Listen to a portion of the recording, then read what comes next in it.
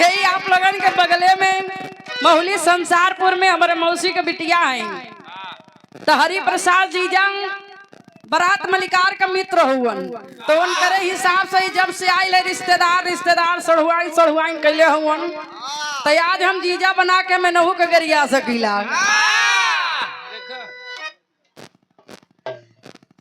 तो आई अखे बिरहा और चर्चा भी यही मौके का रही बियाहे के भी चर्चा बा कहानी तनी अलग ना होखी त्यावा मास्टर तनी से बजा के स्वर दे के आवा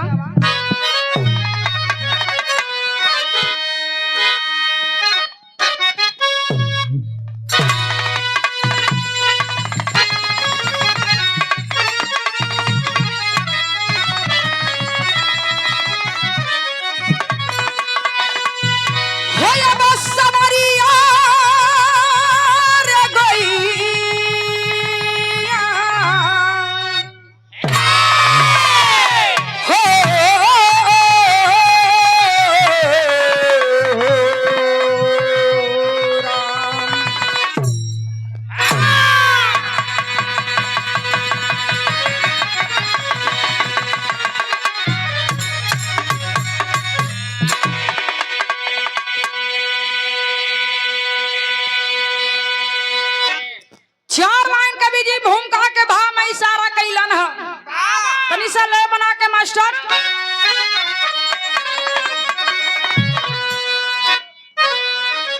अवर की वरदानी जो जग को देते रहे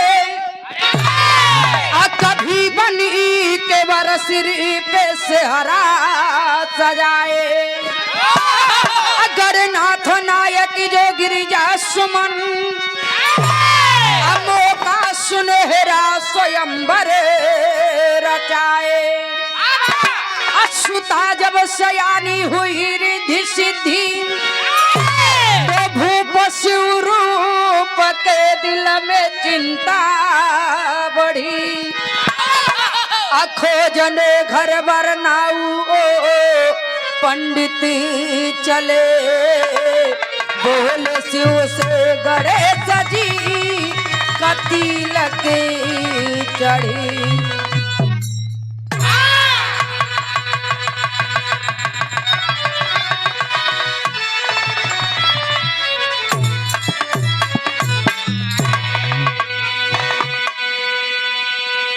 एक लाइन कवि जी कव्वाली के भाव में इशारा कैलन है कव्वाली कौन है मास्टर कौन हो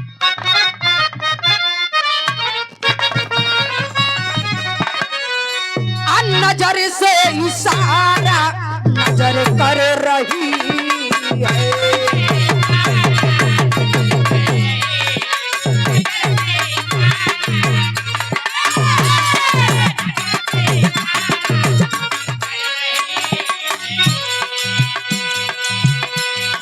नजर से इशारा नजर कर रही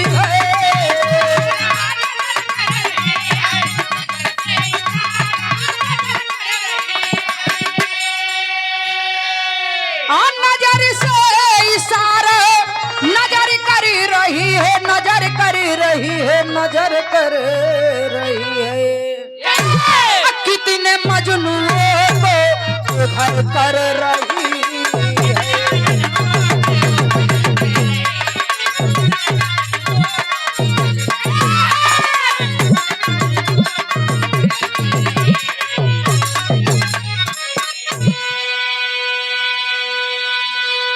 नजर से इशारा नजर कर रही है कितने मजनुओं को घर से बेघर कर रही है लेकिन गीत के छोड़ी तनी भाव पे आई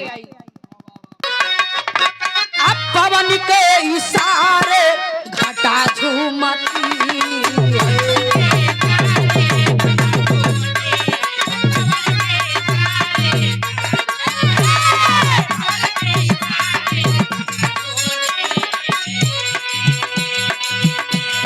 पवन के इशारे घटा झूमती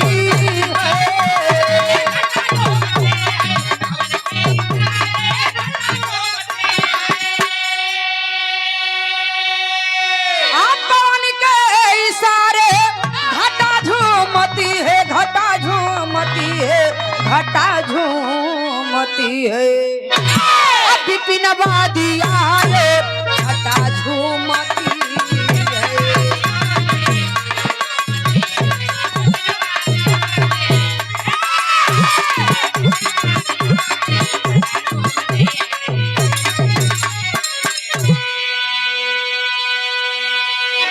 पवन के इशारे घटा झूमती है, विपिन वादी आए और झटा झूमती है। हेलो, तनी कहानी के समझी। राजा विश्वरूप जी का दुई लड़की रिद्धि और सिद्धि दोनों एक ही साथ सयान भैलीन है। जब दोनों शादी का योग भैलीन तो राजा विश्वरूप नाऊ और पंडित के बुलाए के कले कि जा हमरे बिटिया के जोगे बढ़िया घर और बर खोज के ले आवा। घर और बर खोजत खोजत पहुंचलन कहाँ? कैलाश पर्वत पे। कैलाश पर्वत पे जाके भोलेनाथ से कहलन कि राजा विश्वरूप जी का दोनों लड़की सियान हो गई है, अपने लड़का से ब्याह कैला। लेकिन तनी कहानी के समझी। कले कि ठीक बा ब्याह तो हम कले, लेकिन कोने लड़का के ब्याह करे के है एक निर्णय हम करे। दोनों लड़कन के बीच भोलेनाथ प्रतियोगिता रखलन। प्रतियोगिता का शर्त रहल कि जब सबसे पहले सृष्टि का भ्रमण करके आई वही के ब्याह पहले हुई। मोर का सवारी करके कार्तिकेय चलना सृष्टि का भ्रमण करे खातिर जेकर सवारी मूसक एक जगह मूसक महाराज के लेके खड़ा हुआ गणेश जी। सोचत हुआ कि ब्याह पहले हमके करे के रहल, लागत भैया घूम टहर के पहले आ जाए तो लगता ब्याह उनकर हो जाई। सोचत रहलन एक जगह खड़ा होके दिमाग में एक बात आयल हम। माता पिता कैलाश पर्वत पे विराजमान हुआ, जाके माई बाबू को परिक्रमा करे लगलन। भोलेनाथ कहला कि कहली कि तो सृष्टि का परिक्रमा करे के तो मन को करत हुआ। कल की पिताजी माता पिता के परिक्रमा कर ली, समझ ली हक सृष्टि का परिक्रमा कैले के बराबर है। बुद्धि में तो उनसे आगे कोई रहल नहीं। गणेश जीत गईलन और गणेश का ब्याह तय हो गया। नाऊ और पंडित आइल रहलन, टीका लगाए के गणेश के गईलन हमन फलाने तारीख के अवल जो गणेश का तिलक चढ़ी। इतना कह के नाऊ और पंडित गए। अब यही से कहानी को शुरुआत हो गई मास्टर।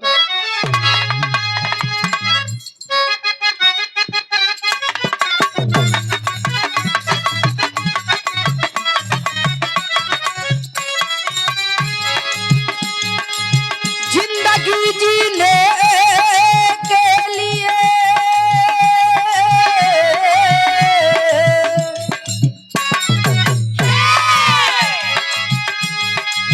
जिंदगी जीने के लिए साथ की जरूरत है। निकला गणेश के शादी का शुभ मुहूर्त है।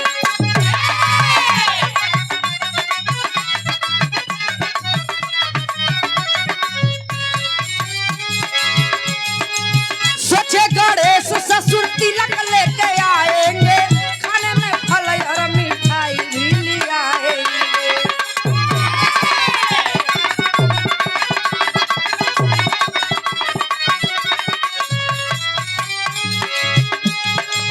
बगल में सरिता थी एक नहाने लायक हो, सवारी मूसी कर चल दिए गणनायक हो।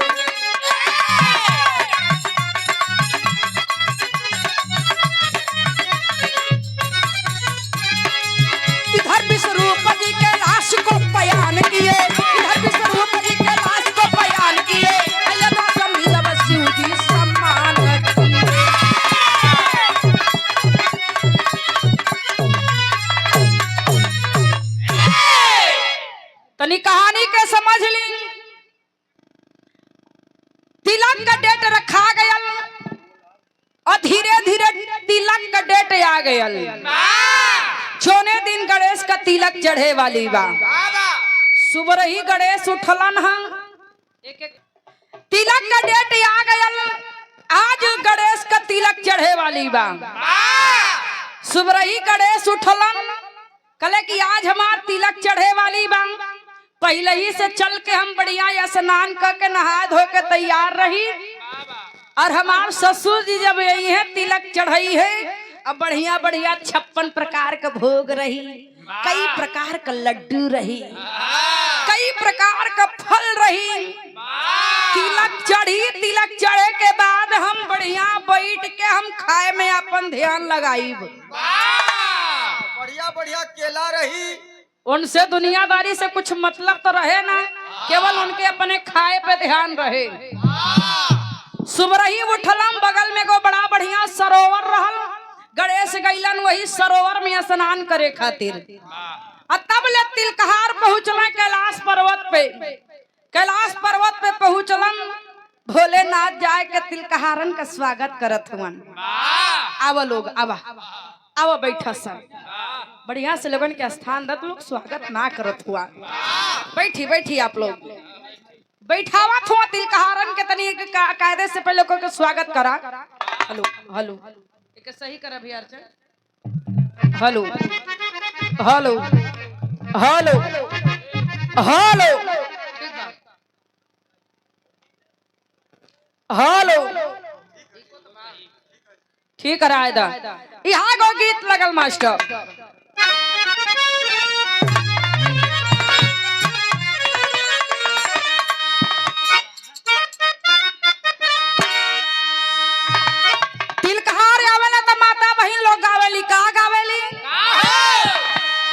बिछी डोली गई, बिछी डोली गई सारे अंगनामा में, बिछी डोली गई।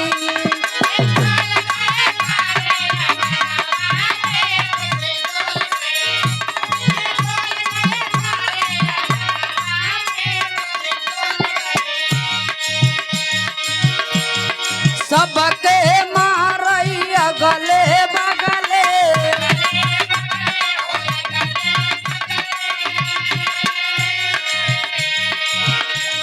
सबके मारई अगले बगले,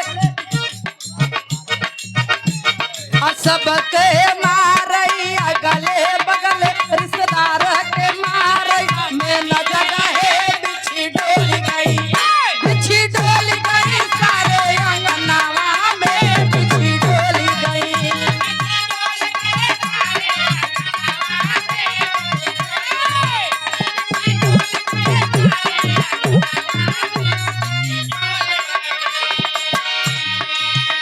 बदल के गावेली, का गावेली? खत आई गए, खत आई गए शहर बनारस से, खत आई गए।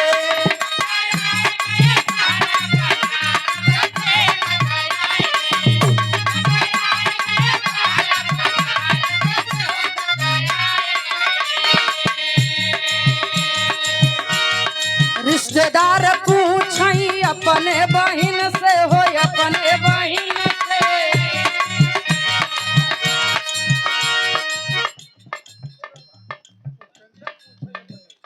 अरे पहले उनका नाम बताओ। संजय नाम है उनका, हम उन्होंने कहा लेकिन पुष्पेंद्र के कहा।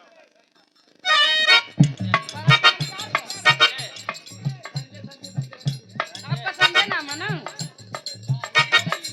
अब ठीक बात। संजय पूछई अपने बहिन से, हो अपने बहिन से।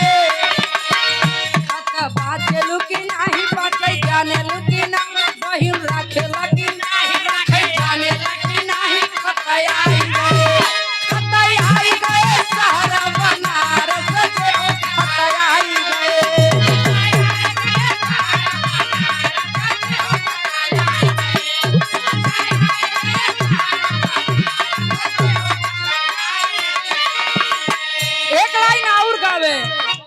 हमरे पिछवारा वाराई चौराई भला,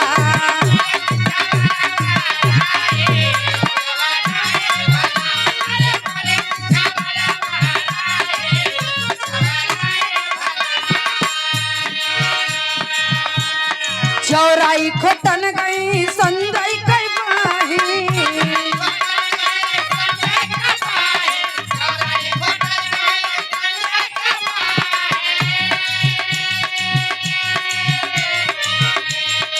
चौराई खोटन गईली संजय का बहिन खड़ाई गिरी न भराई चौराई भरा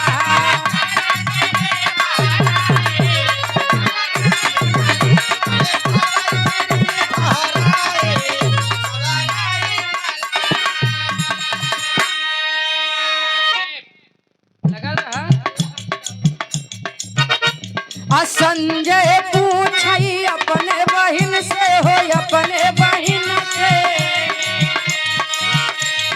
संजय पूछई अपने बहिन से हो अपने बहिन से कहाँ कहाँ सोहराई चौराई भला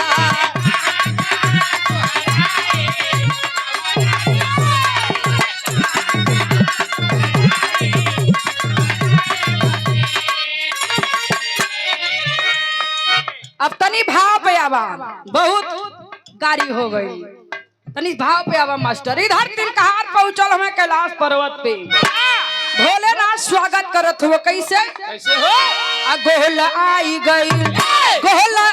गईल यार तिलक हरुन के गोल आई गई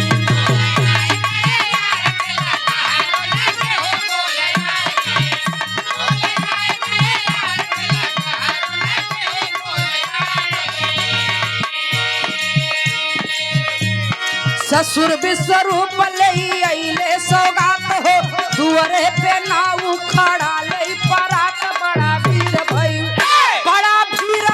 यार देखन हुवन के बोल आई गई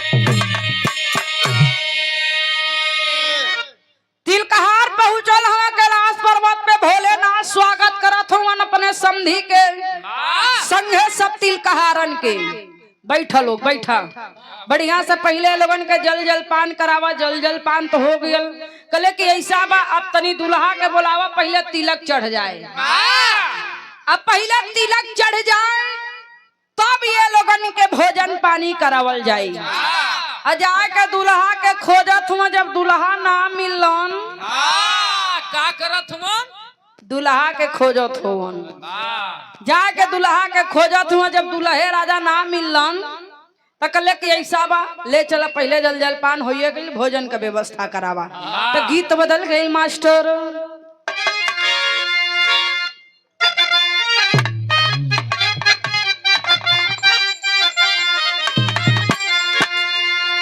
बड़ा पुरान गीत बा कोनो मेहरारू कहे अपना मर्द के बारे में बतावे अपना सहेली से तो सैया छुट्टी लइके आवो तारे घरवा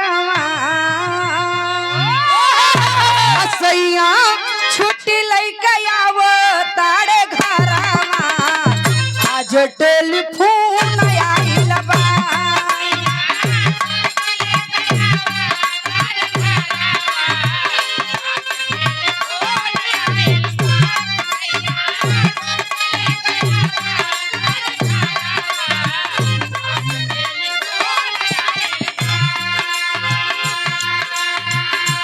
कैले शिव शंभु सब करया दारावा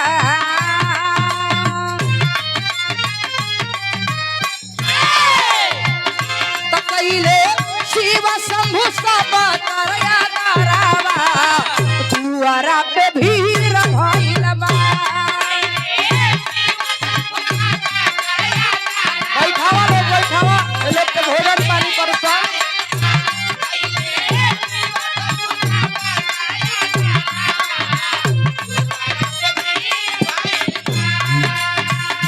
पतरी पड़ गयल पतरी में भोजन पड़ गयल दुनिया में आइटम रखायल हाथ में माता बहिलो गीत गौनई गावे घर में से नारी गारी गीतिया सुनावे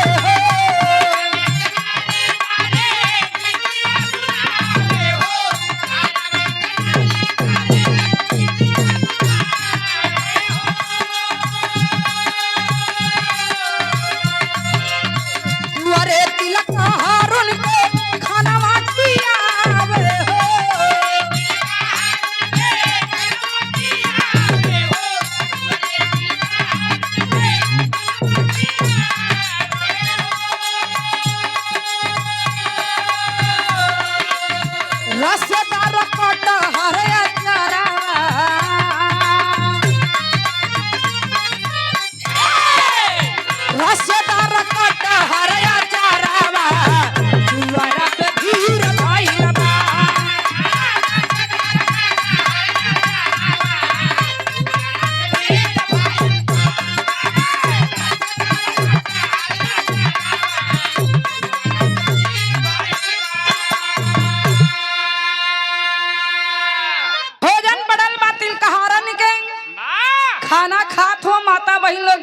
नहीं गावे। कभो कभो मेहरारू खिसियाली कली का हो तू काहे लरिसियाल हुआ काहे नहीं खात हुआ और कुछ चाहिए का कटहर चाहिए कि कटहर का मूसर चाहिए दूसर चाहिए का हो रिश्तेदार। हेलो उनका दूसर चाहता मूसरव न चाहिए उन्हें दूसर चाहिए। कहो रिश्तेदार मूसर चाहिए कि दूसर चाहिए। अरे सिगरेट तू ही पिया वो नहीं के पियावा।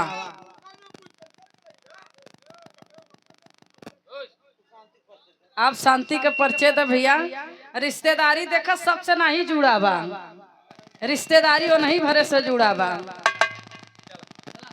इधर तिलकहारन का भोजन पानी हो गया। आखिरी में नंबर लगल है नाऊ और पंडित के। भोजन पर सवावत भोलेनाथ जब लगे पहुँचलन हो वो समय जब भोलेनाथ का चेहरा नाऊ और पंडित देखलन हो तब का भयल मास्टर तेरी के भाव में कहना बा।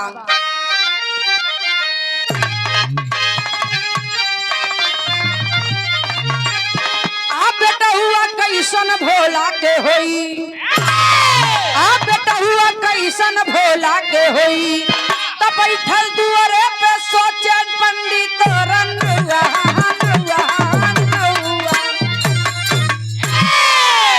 बैठल दुआरे पे सोचे पंडित और नौआ बेटुआ कैसन भोला के होई।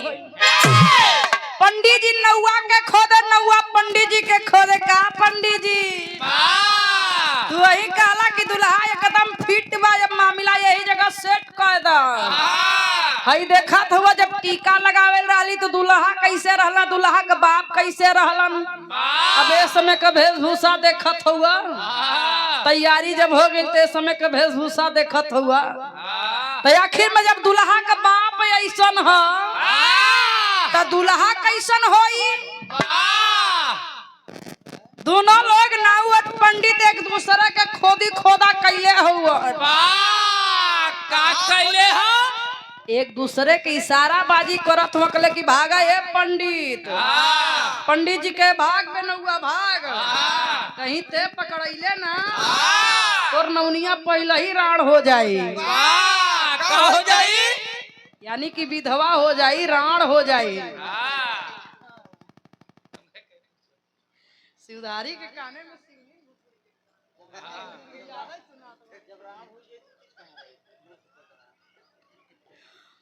इधर सांझ का पहर हो गया।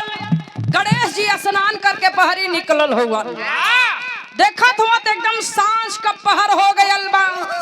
जाके मूसक महाराज से कहना कि ये मूसक महाराज लेके चलो हमके हमरे घरे छोड़ दा मेहमान आयल हुआ। मूसक महाराज कहले जवन है कोहा से पेट निकलले हुआ ना कहीं हमारे ऊपर चढ़वा तो हम तो चैन से बोल जाइब मतलब कि हम चपा जाई चैन से बोल जाइब। कहले कि ना ना हम ना ले जाइब। मूसक महाराज जवाब दे देहलन गुस्सियाई हवन गणेश विकराल रूप बना के जैसे कोनो पगलाइल हाथी चले जैसे कोनो पगलाइल हाथी चलता। गणेश जी उधर से आवत हुआ इधर से नाऊ और पंडित भागत हुआ।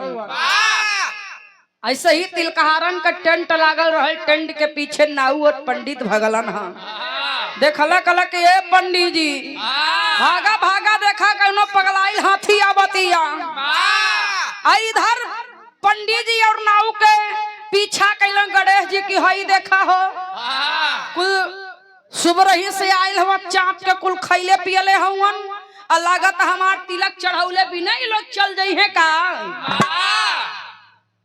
पीछा कैलन नाऊ और पंडित के जाए के वही पिछवाड़े धके चपले हवन एक ठनी के इधर चपलन एक ठनी के इधर चपलन चाप के कहलन कि हमार तिलक चढ़ाईबा लोग कि नाही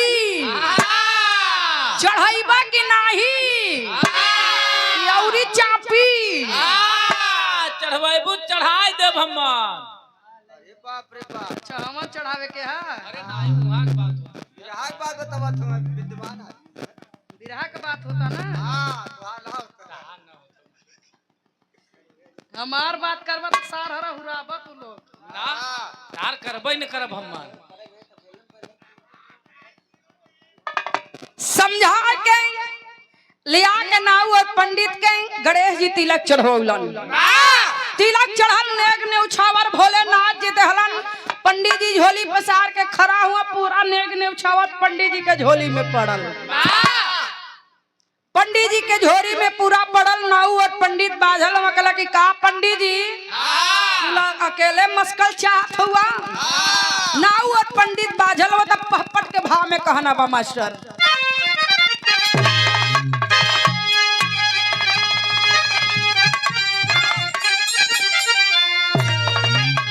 आप बिगड़ल बाटे बतिया देख बनौआ नौआ बोलल बा। आप बिगड़ल बाटे बतिया देख बनौआ नौआ बोलल बा। कैला पंडित फिर से ठोक ठोकौआ नौआ बोलल बा।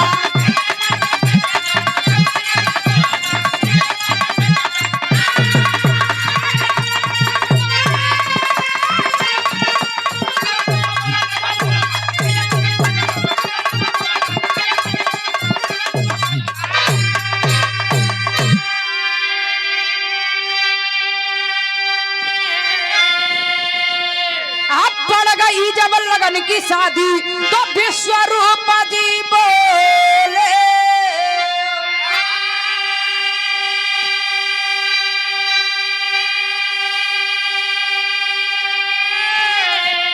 आ इज्जत तोहरे हाथ भायड़े भंगी बम भोले।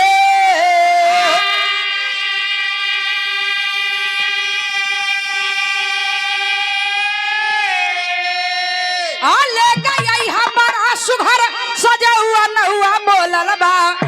ले गई हमारा सुघर सजौआ नौआ बोलल बा। कैला पंडित फिर से ठोक ठोकौआ नौआ बोलल बा।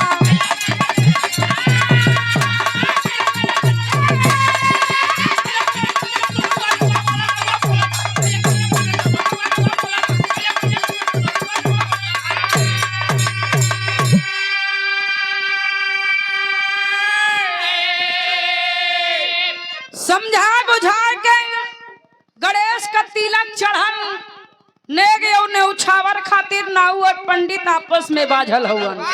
लेकिन तिलक चढ़ा के जब राजा विश्वरूप जी चले लगलन, अपने समधी भोलेनाथ के सामने हाथ जोड़ के कहला कि ये समधी जी ऐसन बारात हमारे दरवाजे पे लेके आई हम।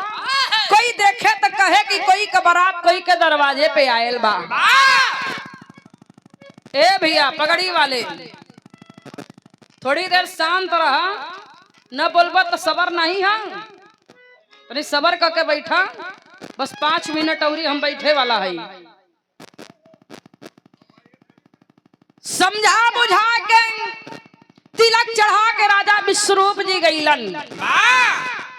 अब इधर बैठ जा भैया, आप बैठ जाओ, लोग समझ ली है ऐसे तो समझावे न पड़े।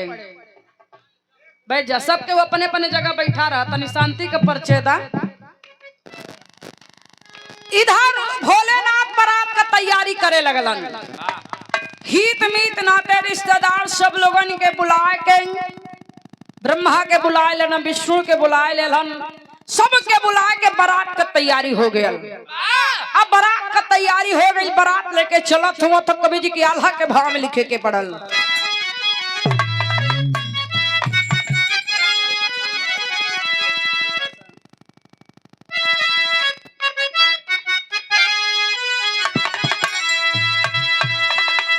अभिंध विनायक गड़े नायक कई बरतिया भैया।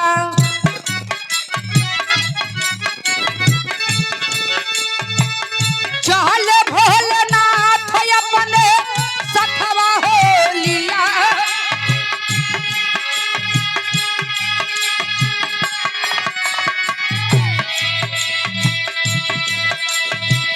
भोले और भंगी जी के नंदी बासवरिया भैया।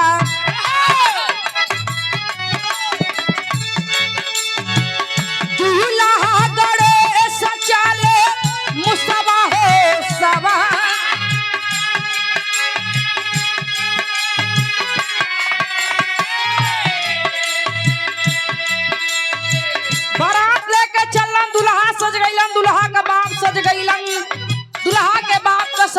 नंदी का दुल्हा का सवारी मुशक बारात लेके पहुंचले राजा विश्वरूप जी के दरवाजे। तब का भयल गईले विश्वरूप जी के जब की दुअरवा भैया दहली जहनवा सदी है डेरावा हो जमा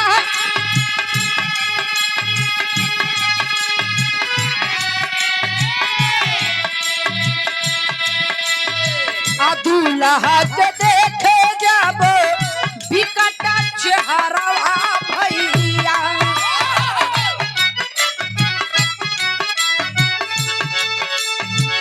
भोला तन पे बिच्छू गोजर झुलत मोरा भाई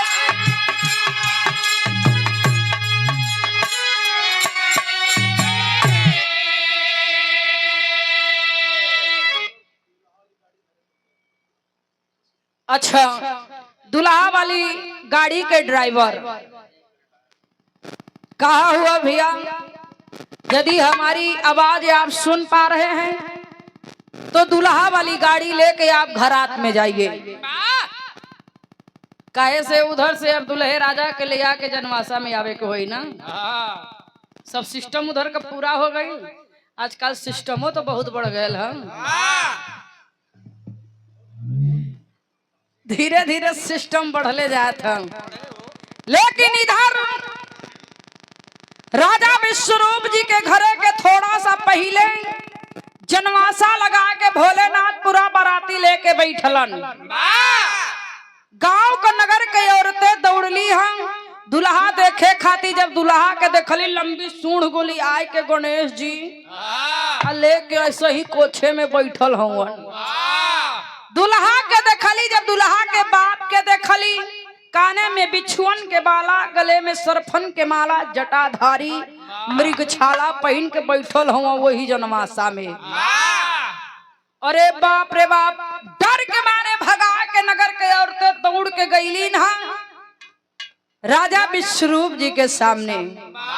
अरे बाप रे बाप इतना सुंदर सुंदर दोनों बिटियन के इतना सुंदर सुंदर बिटियन के इच्छा सुंदर मती दुल्हा खोजले हुआ। समझावे लगला राजा विश्वरूप जी कल कि नहीं हमार जवन समधी बने वाला हुवन जगत के रचैया जगत के पालनहार हुवन। जवन हमार दामाद बने वाला हुवन ना उनकरे बुद्धि का तो कोनो भी अंत ना बा अंतर्यामी हुवन। समझा बुझा के बिया बैठल तब आखिरी प्रमाण में कहना वा मास्टर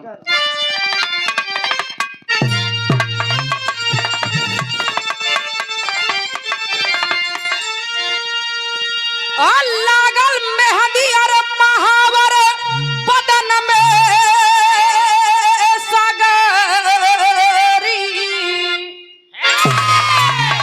लागल मेहंदी और महावर बदन में सगरी त घूमल मड़वा के भीतरी बेटी के धमारी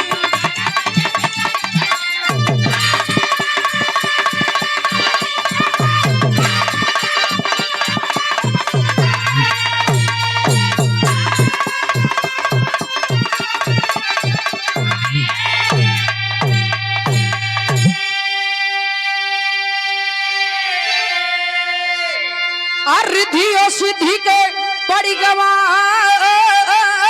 सिंधुरा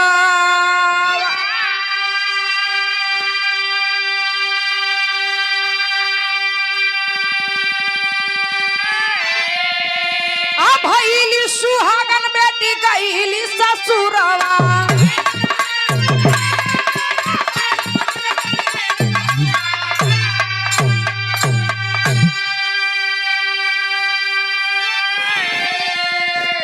छूटल बाबुर के भमनमा यही नैहर के नगरी छूटल बाबुर के भमनमा यही नैहर के नगरी घूम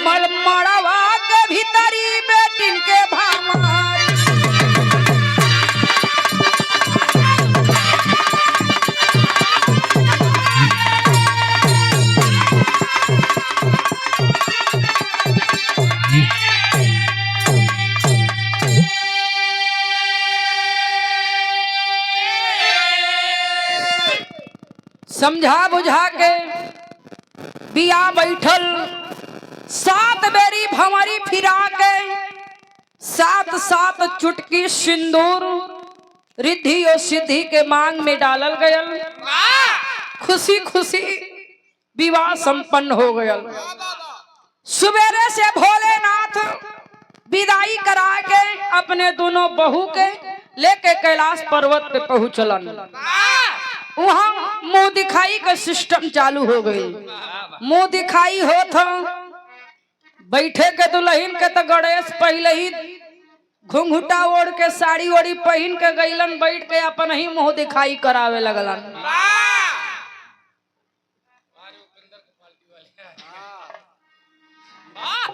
आखिरी प्रमाण में गुरु घराने का परिचय बा कहना बा।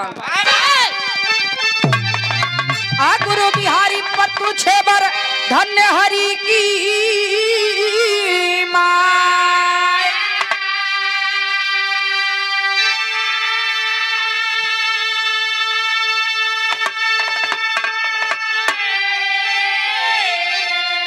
आकाश बोलू सुख नंदन कहीं धूप कहीं छाया।